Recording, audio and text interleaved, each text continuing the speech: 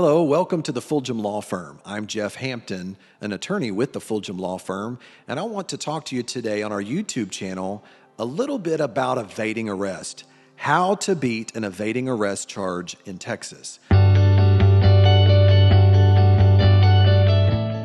want to talk to you a little bit about how and what to look for in terms of formulating a defense for an evading arrest charge and what you should be aware of as you move forward in defending your evading arrest, or maybe a loved one of yours is facing an evading arrest charge. And by the way, if you wait around till the end of this video, I'll also be happy to give you a free ebook, What to Do If You Have Been Charged with a Crime in Texas. Okay, let's talk a little bit about evading arrest. I always think about this when I first got out of law school. I thought about this charge of evading arrest. It's like something out of a movie. There someone is. They're being pursued by a police officer. Maybe a police officer pulls up behind them. What is the instinct that some people have? Some people have this fight or flight mentality. They think, okay, maybe I can outrun them. Some people think that. Other people are quick to pull over. Well, sometimes, and I've spoken to people about this before, they're concerned about the threat of arrest, and in the moment, maybe they feel like the best thing to do is to flee. Well, if you take off, first of all, I want to remind you the police officers, their cruisers are pretty quick. But secondly, I want you to know it's also a crime. Okay, so under the law, what does it say about this? Well, you could be looking at several types. There's two different types, really, of evading arrest. One can be evading arrest on foot, and then we're going to talk about that in a minute, but also evading arrest by motor vehicle. And we're going to identify this here. So anytime you flee, it's a crime to flee from a police officer. Anytime a police officer demonstrates their authority as a police officer and they tell you to stop, right? If you're being arrested, you cannot resist that arrest or it's a crime. Same thing with an evading arrest. If they demonstrate their authority and they tell you that you must halt, stay where you are, stop, police, you are then required under the law to stop for them to be able to determine what's going on, okay? Even if what they're doing is improper. So I've had many clients come to me and say, well, yeah, but they were trying to stop me for an illegal reason. The law does not make that distinction. The law says you must submit to that authority if you are aware that they're a police officer and that they make it clear to you that they are a police officer. Now, the penalties for evading arrest in Texas. Under Section 38.04 of the Texas Penal Code, an individual commits the crime of evading arrest when someone intentionally, we'll go back to that intentional here in a minute, intentionally flees from a person they know is a police officer attempting to lawfully stop you and investigate the situation, whether it's an arrest or a detention, okay? The criminal penalties are separated by whether or not the evading takes place by foot or on a vehicle. So a basic evading arrest charge, if you evade arrest on foot, is a misdemeanor charge, punishable by county jail time and punishable by a fine, okay? That's a misdemeanor. If you, however, you are charged with an evading arrest with a vehicle, that is now a felony offense that could land someone potentially with prison time and a fine of up to $10,000, okay? So there's a big distinction there. If you run, it's a misdemeanor on foot. If you run on foot, it's a misdemeanor. If you run by vehicle, it's a felony punishable by up to prison time, okay? Now, if you have previously been arrested and charged and convicted of evading on foot and you do it again, your second one can be a felony, okay? You can actually be enhanced and increased. Same thing. If there's a prior evading arrest in a vehicle conviction, your next one can be used to enhance your range of punishment to a higher level range where you spend more time in jail potentially, okay? That's what the law says. Now, let's talk about some possible defenses. That's what you're on here, and that's what we talked about.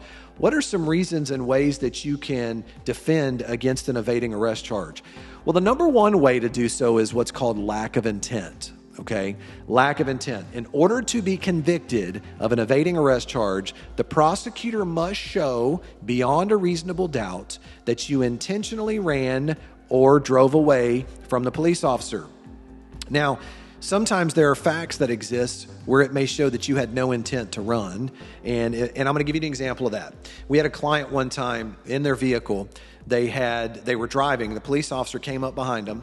They were trying to pull them over, and they lit them up. Well, our client had nowhere to pull over. There were cars parked on the side of the road for literally over 2 miles, and there was nowhere for them to turn in because there was a festival going on where they were at, and they had nowhere to park.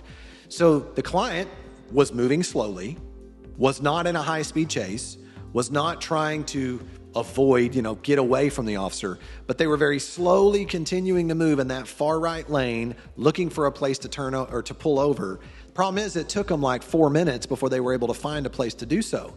The officer arrested them for evading arrest with a vehicle. Well, here's how we handled that. Every felony in Texas has to be presented to a grand jury. We were able to present information, including that video, to the grand jury to show them, look, if they had intent, we have to look at the actions, right? If they had intent, they would have taken off driving 85, 120 miles an hour down the road trying to avoid these police officers. But that was never their intent. What was their intent? Their intent was to find a place to pull over, but they couldn't do so safely. Okay? That case ended up being thrown out by the grand jury. It's just an example of that. Another one is an example where we represented someone evading by foot, example, where the police came out.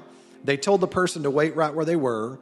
They said, no, hold on, officer, let me get you this. You'll want to see this. This is important. So they walk away from one room in their house to another room in order to grab papers.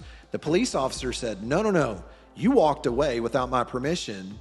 I'm going to arrest you now for evading on foot, an evading arrest. Well, once again, they weren't running and jumping out a window. They weren't running out the front door. They were moving over to their side room in order to get this paperwork to show no crime had taken place. Another example of where the police were not able to establish intent, and that is a necessity here. It's a necessary element of the crime of evading arrest. Finally, here's another good example, lack of knowledge. What if you didn't know it was a police officer?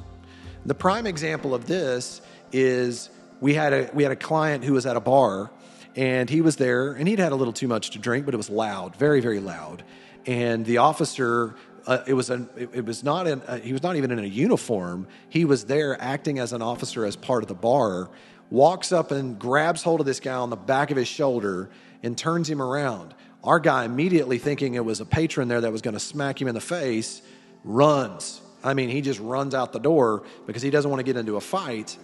The officer ends up trying to arrest him for evading arrest, but it was very clear that he had no knowledge this guy was a police officer. He couldn't even hear what the officer was saying to know if he was a police officer because of the music that was going on.